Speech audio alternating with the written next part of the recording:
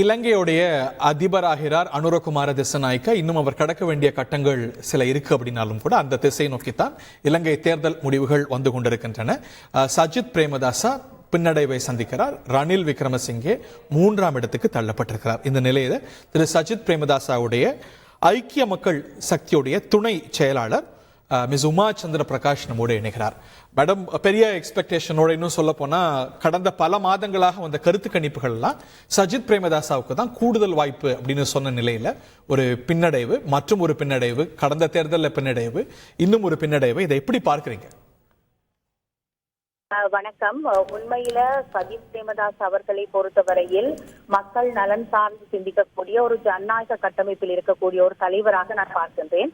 ஏனென்றால் 2019 தொடக்கம் நான் அவரோடு மிக நெருக்கமாக, குறிப்பாக வட மாகாணத்திலே வவுனியா, முல்லைத்தீவு, மன்னார், கிளிநொச்சி, யாழ்ப்பாணம் என்று 5 மாவட்டங்களை உள்ளடக்கி அதனுடைய பிரதான அமைப்பாளர் என்ற வகையிலே அவரோடு இணைந்து பல அபிவிருத்தி திட்டங்களையும், பாடசாலை மாணவர்கள் மற்றும் நோயாளர்களுக்கான வைத்தியசாலை உபகரணங்கள் கட்டமைப்பையும் வெற்றிகரமாக முன்னெடுத்தவள் என்ற வகையிலே எங்களுடைய கட்சிக்கு இது ஒரு சற்று பின்னடைவான ஒரு விடயமாக நாங்கள் பார்க்கின்றோம். ஆனாலும் இலங்கை மக்கள் ஜனநாயக ரீதியாக அனுரகுமார திசாநாயக்க அவர்களை தேர்ந்தெடுத்திருப்பதை நாங்கள் ஜனநாயக கட்டமைப்பின்படி ஏற்று அந்த தீர்ப்பை மதிப்பளிக்கின்றோம்.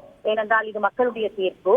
ஆனாலும் 2019ஆம் ஆண்டும் இவ்வாறான ஒரு தீர்ப்பு மூலம்தான் கடந்த முறை முன்னாள் ஜனாதிபதி கோத்தபாய ராஜபக்ச அவர்கள் பதவியேற்றார். பதவியேற்று சிறிது காலத்துக்குள்ளே நாட்டை கொண்டு செல்ல முடியாத ஒரு நிலைமை ஏற்பட்டது. அதே போன்ற ஒரு நிலைமை இல்லாமல் தொடர்ந்து 5 வருடங்கள் இந்த ஒரு நியாயமான, ஒரு ஸ்திரமான ஒரு ஆட்சியை அவர் கொண்டு செல்ல வேண்டும் என்பது இலங்கை மக்களுடைய ஒரு எதிர்பார்ப்பு. ஆனாலும் அதை கடந்து எங்களுடைய கட்சி மிக அதிகளவாக மக்கள் செல்வாக்கு பெற்ற ஒரு கட்சியாக இருக்கிறது. குறிப்பாக வட மாகாணத்திலே சஜித் பிரேமதாஸ் அவர்கள் அமோகமாக வெற்றியீட்டி இருக்கின்றார். அதாவது 2 தேர்தல் மாவட்டங்கள், வன்னி மற்றும் யாழ்ப்பாண தேர்தல் மாவட்ட மக்கள் சஜித் பிரேமதாஸ் அவர்களை அங்கீகரித்திருக்கின்றார். இது எங்களை பொறுத்தவரையிலே மிகப்பெரிய வெற்றியாக நாங்கள் பார்க்கின்றோம். ஏனென்றால் வடக்கு என்பது தமிழ் பேசும் மக்களுடைய ஒரு கோட்டையாக பார்க்கப்படுகிறது. எனவே பொது நீங்க வடக்க சேர்ந்தவர், உங்களுக்கு இந்த பகுதி நல்லா தெரியும். ஆனா இது இந்த முடிவுகளானது தமிழ் மக்கள் கவலைப்பட வேண்டிய ஒரு கருத்தா? ஏன்னா ஜேவிபி திரு அனுராவுடைய முந்தைய கால கருத்துக்கள்லாம் நமக்கு தெரியும்.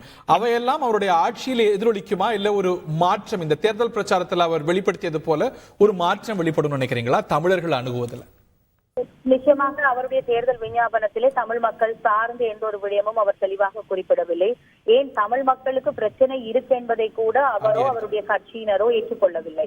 எனவே இன்னொரு சூழ்நிலையில ஒரு போராட்ட பின்புலம் கொண்ட ஒரு கட்சி இன்று நாட்டினுடைய ஆட்சி பொறுப்பை ஏற்கிறது. எனவே அது எவ்வாறான ஒரு சூழல தாக்கத்தை ஏற்படுத்தும்? குறிப்பாக தமிழ் பேசும் மக்களிடம் நீண்ட காலமாக இருக்கக்கூடிய எங்களுடைய அரசியல் தீர்வு தொடர்பான பிரச்சனைகளுக்கு எவ்வாறு தீர்வு கிடைக்கும் என்பது நாங்கள் கேள்விக்குறியோடு எதிர்பார்க்கின்றோம். ஆனால் அதை கடந்து அவர் தமிழ் மக்களுக்கு ஏதாவது ஒரு நல்ல விடயங்களை கொண்டு வர முயற்சிப்பாராக இருந்தால் ஒரு பிரதானமான ஒரு எதிர்கட்சியாக இருந்து கொண்டு அதை நாங்கள் வரவேற்கின்றோம். ரைட். இந்தியாவை பொறுத்த வரைக்கும் இது ரொம்ப அக்கறையோடு பார்க்கக்கூடிய ஒரு விஷயம். சஜித் இந்திய சார்பு கொண்டவர் அப்படிங்கிறது ஒரு பரவலான ஒரு எண்ணம் அல்ல, பிம்பம் அல்ல, ஒரு கருத்தாக இருந்த சூழல்ல இந்திய இலங்கை உறவு என்பது இவருடைய ஆட்சி காலத்துல சீராக தொடருமா, இல்ல அதற்கு சவால்கள் இருக்குன்னு நினைக்கிறீங்களா?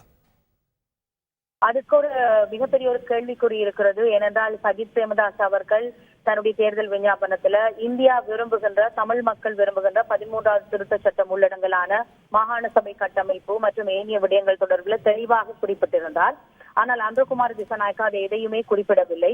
அது மாத்திரமல்லாமல் அவர் சீன அரசு சார்பான ஒரு அரசியல் பிரதிநிதியாக பொதுவாக பார்க்கப்படுகிறார். எனவே நிச்சயமாக இவருடைய வெற்றியின் ஊடாக வடமாகாணத்துல சீன அரசினுடைய ஆதிக்கம் அதிகரிக்குமோ என்ற ஒரு அச்சமும் தமிழ் மக்கள் மத்தியிலே, குறிப்பாக புலம்பெயர்ந்த தமிழர்கள் மத்தியில தற்பொழுது எழத் தொடங்கி இருக்கிறது. எனவே இனிவரும் காலத்தில் தான் அதற்கான ஒரு பதில் கிடைக்கும். ஏனென்றால் வெறுமனே நிலப்பரப்பை மாத்திரம் வைத்துக் கொண்டு இந்த அரசியல் நகர்வுகள் முன்னெடுக்கப்பட்டிருக்கின்றனவா, அல்லது இங்கிருக்கக்கூடிய மக்களுடைய அபிலாஷைகளை பூர்த்தி செய்யக்கூடிய வகையில இந்த தென்பகுதி வாக்குகள் இந்த தீர்மானமிக்க முடிவை எடுத்திருக்கிறார்களா என்று காலம்தான் பதில் சொல்லும். நன்றி மேடம். Thank you very much. திரு Kolala Srinivas, as we end the show, உங்களுடைய சுருக்கமான இறுதி கருத்து.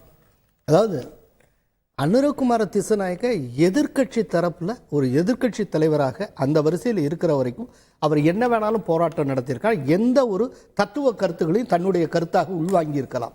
ஆனால் ஆட்சி நடத்துறதுன்னு வந்தாச்சுன்னா மக்களுக்கு அவர் டெலிவரி பண்ணி ஆகணும். அதுக்கு யதார்த்தமா என்ன செய்யணுமோ அதைத்தான் செய்தாக வேண்டும். அதனால ஆட்சியில் உட்கார்ந்துட்டு இந்திய எதிர்ப்பு அப்படின்னு செஞ்சுட்டு இருந்தால் ஸ்ரீலங்கால எதுவுமே நடக்காது. ஏன்னா இந்தியாவுடைய உள்கட்டமைப்பு ஸ்ரீலங்காவில் ரொம்ப அதிகமாக உண்டு. அத்தனையும் புறக்கணித்து விட்டு அவரால் செயல்பட முடியாது. நீங்க எதிர்த்தரப்புல உட்கார்ந்து என்ன வேணாலும் பேசலாம், ஆனா ஆட்சிக்குன்னு வந்துட்டால் அது வேற விதமானது. மக்களுடைய எதிர்பார்ப்பு எப்போதும் அதிகம். கண்ணுக்கு முன்னால பொருளாதார மீட்பை நிகழ்த்தி காட்டின ரணிலே 3வது இடத்துக்கு தள்ளப்பட்டு இருக்கிறார். அப்படிங்கிறப்போ அனுராகுக்கு இருக்கிற மிகப்பெரிய சாதனை, மிகப்பெரிய சோதனை அதாவது என்ன அப்படின்னா அவர் செய்து காட்ட வேண்டும். இனிமேல் ரெட்டாரிக்கா பேசிட்டு இருக்க முடியாது, இனி செயல்பட வேண்டிய காலகட்டம். அவர் செயல்படலைன்னா கோத்தபயாவுக்கு நேர்ந்தது அனுராவுக்கு எதிராகவும் நடக்கும். சவால்கள் இலங்கையில அவருக்கு, அவருடைய ஆட்சிக்கு, தமிழர்களுக்கு, இன்னும் சொல்ல போனால் இந்தியாவுக்கு எதிர்நோக்கி இருக்க இந்த சவால்களை எப்படி கடக்க போகின்றோம் என்று வரும் காலம் நமக்கு சொல்லும்.